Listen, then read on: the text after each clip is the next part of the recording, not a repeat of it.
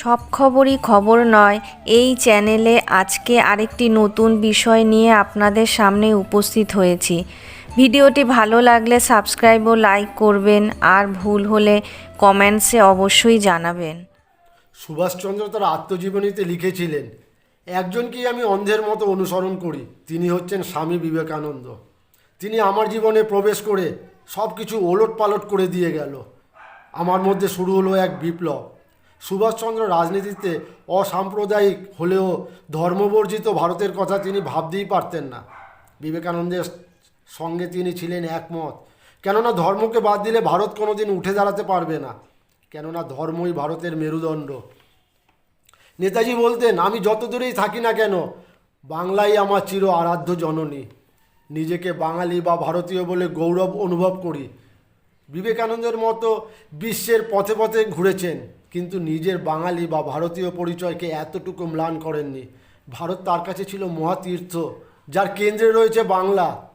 সুভাষ ও নেতাজি হয়েছিলেন, কিন্তু রয়ে গিয়েছিলেন এই বাংলার সুভাষ।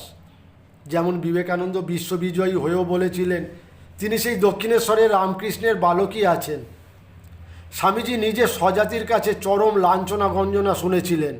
শিকাগোতে একজন বাঙালি আরও একজন বাঙালি হিন্দু ধর্মের প্রতিনিধি ছিলেন, তিনি ছিলেন ব্রাহ্ম সমাজের প্রতাপচন্দ্র মজুমদার।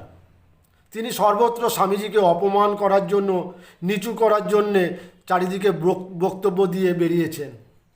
ইন্ডিয়ান নেশন পত্রিকা স্বামীজির বিশ্বজয়কে যতটা পারা যায় হেয় করা, তিনি তার চেষ্টার কোনো কার্পণ্য করেননি। তার গুরু ভাইরাও যথেষ্ট অপমান করেছিলেন, কারণ তিনি ছিলেন কায়েতের ছেলে। কায়েতের ছেলের এত বড় সম্মান কেউ মেনে নিতে পারেনি। দক্ষিণেশ্বরে ঢুকতেও তাকে বাধা দেওয়া হয়েছিল, কারণ তিনি অন্য জাতের সাথে মেলামেশা খাওয়া দাওয়া করেছিলেন। আর বিদেশের খ্রিস্টান পাদ্রীরা তারা পদে পদে বাধা সৃষ্টি করেছিল বিবেকানন্দকে। স্বামী বিবেকানন্দের মতো নেতাজিও তার আদর্শ ও লক্ষ্যে পৌঁছানোর জন্য পদে পদে বাধা, অপমান, লাঞ্ছনা এবং জীবন সংশয়ের মতো অবস্থার মধ্যে দিয়ে তাকে যেতে হয়েছিল। নেতাজি যদি সত্যি ফিরে আসতেন, তবে স্বাধীন ভারতের কর্ণধার হতেন তিনি। একথা ব্রিটিশরাও জানতো কংগ্রেস নেতারাও। স্বামীজির মতো সুভাষচন্দ্র ছিলেন আদর্শের ক্ষেত্রে আপোষহীন।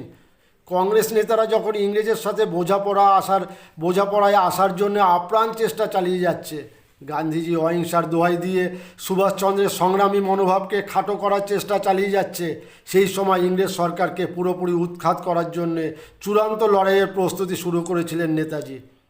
কংগ্রেস তাকে পরিত্যাগ করেছিল, ইংরেজ তাকে ঢুকিয়ে দিয়েছিল জেলে, কিন্তু তার আত্মবিশ্বাস, সংকল্প, বুদ্ধির কাছে সকলকে হার মানতে হয়।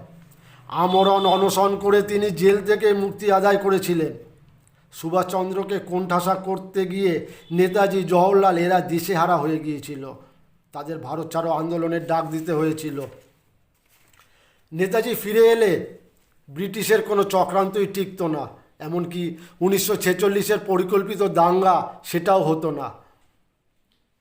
নেতাজিকে সর্বশেষ যে অপমান করা হয়েছিল, জওহরলাল নেহরু ফতোয়া জারি করে সেনাবাহিনীর কোথাও নেতাজির ছবি রাখা যাবে না এরকম একটা ফতোয়া দিয়ে দিয়েছিল।